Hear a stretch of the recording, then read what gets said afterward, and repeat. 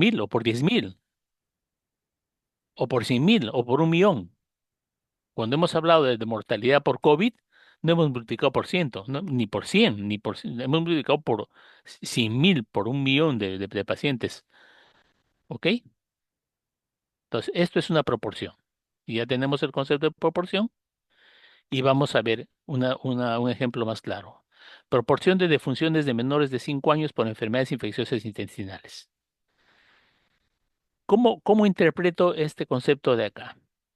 Estoy diciendo proporción, o sea, el porcentaje de muertos menores de 5 años, ¿ok? Estoy encasillando mi definición. Menores de 5 años. Entonces, un- a fallecidos menores de 5 años. Así tengo que interpretar, así tengo que poner yo el indicador. ¿A quiénes está dirigido las defunciones? Por enfermedades infecciosas intestinales, lo que les dije hace un momento. En el denominador debo poner de qué han muerto, ¿ok? Puedo poner proporción de defunciones de menores de 1 año, ¿no? Por enfermedades respiratorias,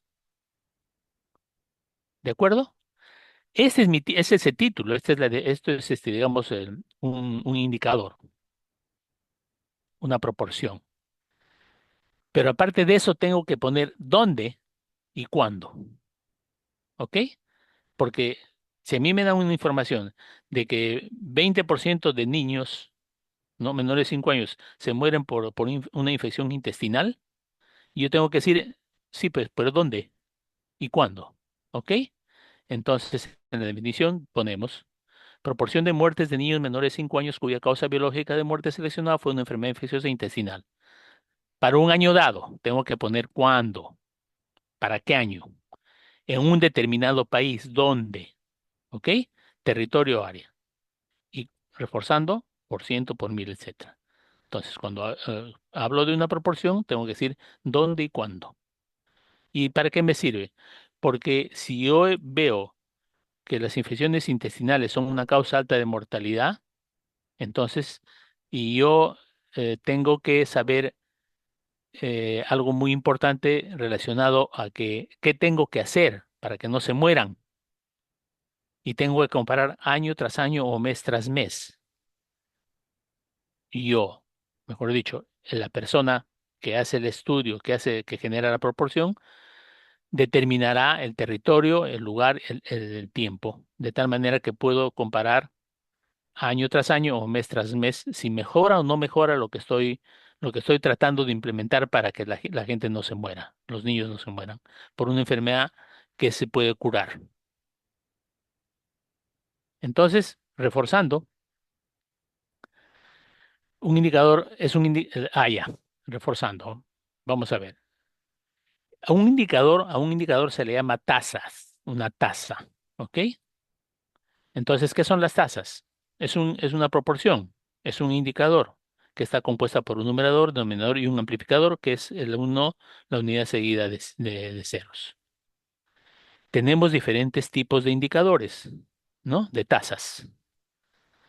Y en este caso tenemos tasas crudas o absolutas, tasas específicas y tasas ajustadas. Esto ya les hablé, de esto ya les hablé, de esto vamos a conversar. Una tasa cruda o absoluta, llamada también bruta, es una tasa que se refiere a una población total. Cuando yo hablo tasa bruta de mortalidad, estoy hablando de todos todos los muertos que han habido en el Perú en el año 2023. Mi numerador serán los fallecidos y el denominador será la población total del Perú. Estoy hablando de una tasa cruda, absoluta o bruta. Entonces, hay otro concepto, tasa específica. La tasa específica ya no toma la tasa bruta o cruda, toma poblaciones específicas. Yo puedo decir tasa de mortalidad por cáncer de cuello uterino, ¿ok?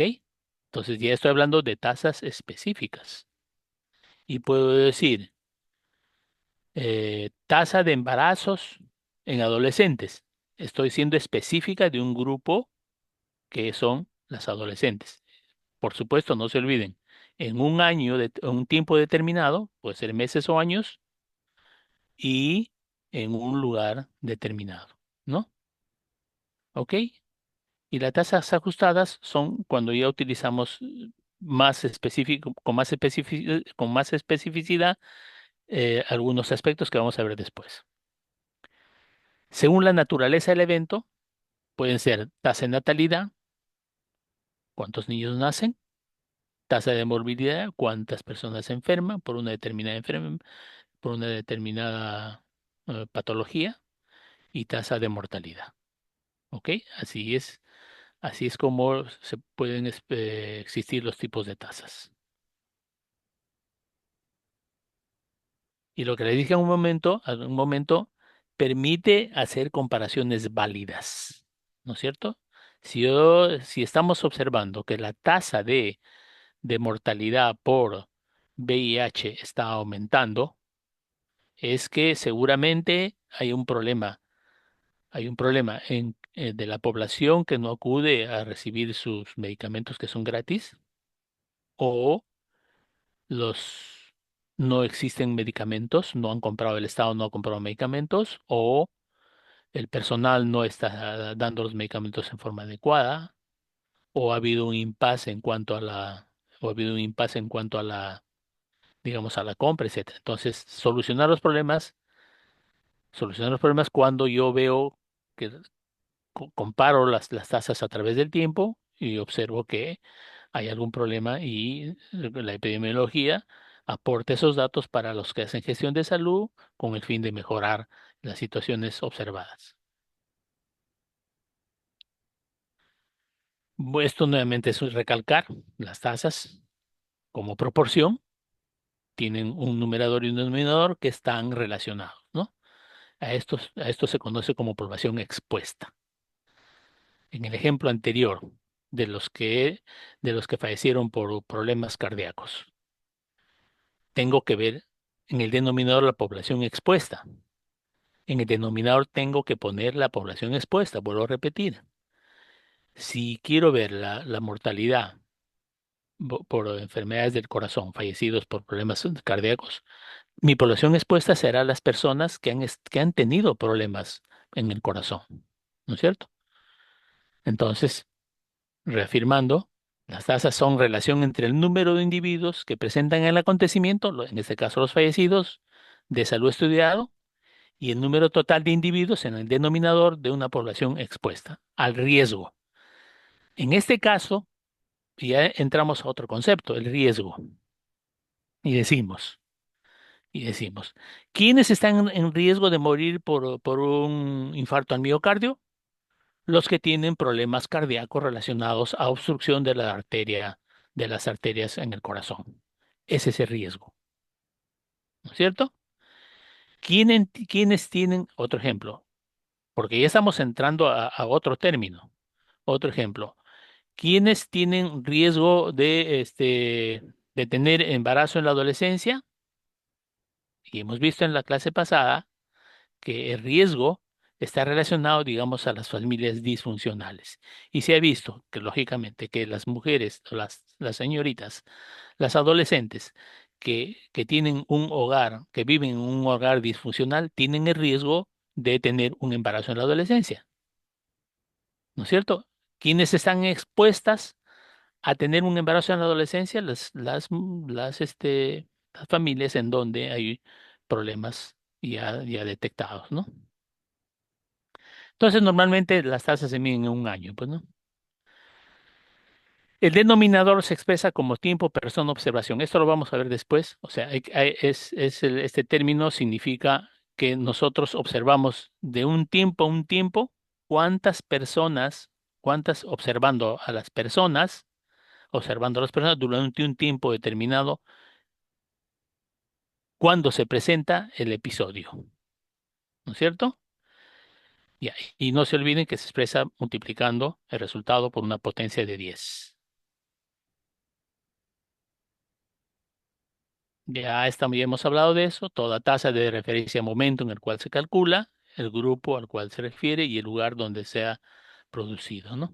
Este es un ejemplo, 5,2 muertes por mil en Huancavelica. Reafirmando el concepto, tasas brutas o generales, ¿no es cierto? Miden el fenómeno en toda la población, sin desagregar por ninguna característica. Todos, se hayan muerto lo que hayan muerto, hayan fallecido lo que hayan fallecido. ¿Y de qué nos sirve eso? ¿De qué nos sirve? ¿Por qué? Porque hay en la población en un país determinado, en un lugar determinado, crece y decrece.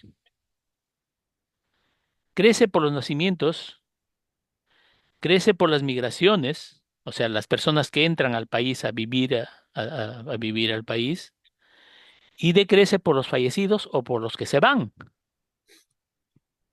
¿no es cierto? Entonces, yo tengo la tasa de bruta digamos, de la población digamos, los que ya no están en porque se murieron o porque se fueron. Y tengo otra tasa de las personas del aumento de la población por los que vinieron al Perú y los que nacieron. Eso se llama tasa de crecimiento. Cuando yo hago esta comparación, para eso me sirve, para saber la tasa de crecimiento, ¿no? Entonces, hablamos de que la población crece a este ritmo. ¿Por qué han aumentado los números de nacimientos o porque ha habido mucha mortalidad ese año? ¿No es cierto? Entonces, para eso me sirve una tasa bruta. No crean ustedes que no sirve. Es decir, ¿para qué me sirve si yo quiero saber mejor de qué se mueren las personas? Claro, es importante también, pero esta tasa también sirve, esta tasa bruta. Entonces, un ejemplo es la tasa de mortalidad global, ¿no? Y se amplifica, ya saben, por 1,000, 10,000. Esta es una tasa bruta de natalidad, por ejemplo. ¿Cómo se define? Es el cociente, ¿no? La división entre el número del denominador, entre el número de nacidos vivos en una población durante un año y la población total a mitad del periodo del mismo año, usualmente multiplicada por 1,000 para un determinado país, territorio o área geográfica. ¿Sí? Es la tasa bruta de natalidad. ¿Cuántos en el cociente? El número de nacidos vivos, ¿no? Tasa bruta de mortalidad, otro concepto, ¿no? Número de funciones durante un año específico en la población total a mitad del periodo, ¿no? Siempre se mide la tasa de mortalidad y natalidad a la mitad del periodo, es decir, el 31 de julio del año que queremos medir. El 31 de julio del año que queremos medir es la mitad del año, ¿ok? Tasas específicas de lo que les expliqué, lo que nos interesa, el sexo, grupo de edad, la enfermedad, el nivel socioeconómico, la profesión, etcétera. Hay tasas específicas de tasa de mortalidad en médicos, por ejemplo, ¿no? Que dicen que en los médicos, digamos, fallecemos más. Digamos, la tasa de mortalidad es mayor que en otras profesiones, dicen. Bueno, creo que sí. Requerimientos para una tasa. El numerador específico, el denominador específico. Ya les he dicho, esta es la población expuesta y esta es la población sobre la que queremos medir. Tasa de mortalidad por causa específica, ¿no? Ya les he explicado. Tasa de mortalidad infantil, número de muertes en niños menores de un año de edad. Ya saben, un determinado periodo, etcétera, etcétera, ¿no? En un año determinado y en un lugar determinado. Y ahí la tasa de mortalidad infantil tiene varias denominaciones, pues, ¿no? O sea, hay mortalidad infantil precoz y tardía, ¿no? Perdón, neonatal, precoz y tardía. Y hay la posneonatal. O sea, hay tasa de mortalidad infantil en niños menores de un año, tasa de mortalidad en niños menores de 5 años, porque las tasas específicas en estos grupos etarios son diferentes. Cuando dice tasa de mortalidad en niños menores de 5 años, esa tasa de mortalidad es diferente a la tasa de mortalidad infantil en menores de un año. porque las enfermedades que afectan a estos niños son diferentes. Igual, la tasa de mortalidad neonatal, precoz y tardía. ¿Qué es neonatal? De los recién nacidos hasta el día 28. Es una definición, ¿no es cierto? Es la tasa neonatal, las causas de la mortalidad neonatal son diferentes a la mortalidad en niños menores de 1 año y yo de 5 años. Por eso es que son tasas específicas. Este es un ejemplo, ¿no? Por sexo, ya tasa de mortalidad específica por sexo. Los hombres, bueno, tienen unas tasas específicas de mortalidad porque, a diferencia de las mujeres, tenemos diferentes patologías que nos causan diferentes tasas de mortalidad. Y aquí hay otro concepto de letalidad. Este concepto es muy importante. Mire la gravedad de una enfermedad. Es decir, de una cantidad de enfermos, ¿no? ¿Cuántos se mueren? ¿No? Se define como la proporción de casos de una enfermedad que resultan mortales en un periodo especificado. Aquí está el ejemplo. Número de muertes por enfermedad en un periodo determinado y número de casos diagnosticados de enfermedad en el mismo periodo. Generalmente se refiere a estas enfermedades que tienen un curso rápido y son de características de aparición epidémica, ¿no? Por ejemplo, la tasa de letalidad del COVID. ¿Cuántos mueren pacientes con COVID, de pacientes afectados por COVID, ¿no? Proporción de letalidad que está igual que tasa, ¿ok? Bueno, hay un concepto también que se llama tasas de ataque, ¿no? En este caso, al igual que las tasas de letalidad, hay un limitado periodo de riesgo, un limitado periodo de riesgo. O sea, son enfermedades que aparecen y no tienen mucha duración, ¿no? Un ejemplo, la intoxicación alimentaria. Por ejemplo, y hay varios ejemplos que ustedes habrán escuchado en, en los noticieros, ¿no? Eh, el Programa Nacional de Alimentación del gobierno ha contratado un proveedor que les vendía latas de atún en latas y que las latas estaban digamos, con bacterias y se han intoxicado. Entonces, han comido 100 niños, ¿no? En este caso, 173 asistieron a una comida y 129 enfermaron. El periodo, el periodo de la intoxicación alimentaria del suceso que se dio en este caso es un limitado periodo, ¿no es cierto? Esa es la tasa de ataque. Igual, hay un brote de sarampión en una escuela. Hay un niño que tiene sarampión y, y, y debido a la comunicación directa que tienen los niños, bueno, aquí lo que pasó es que ha habido un brote en una escuela de 400 niños y 60 se enfermaron. La tasa de ataque fue 60 entre 400, ¿no es cierto? Pero no es letalidad, no es muerte, ¿ok? No es letalidad, no es muerte. Claro que podría ser muerte también, ¿no es cierto? Entonces aquí ponemos que 15% de niños que hubo un brote de sarampión en una escuela, 15% enfermaron. Ya hemos definido la tasa de ataque. Y hay otro término que se conoce como razón.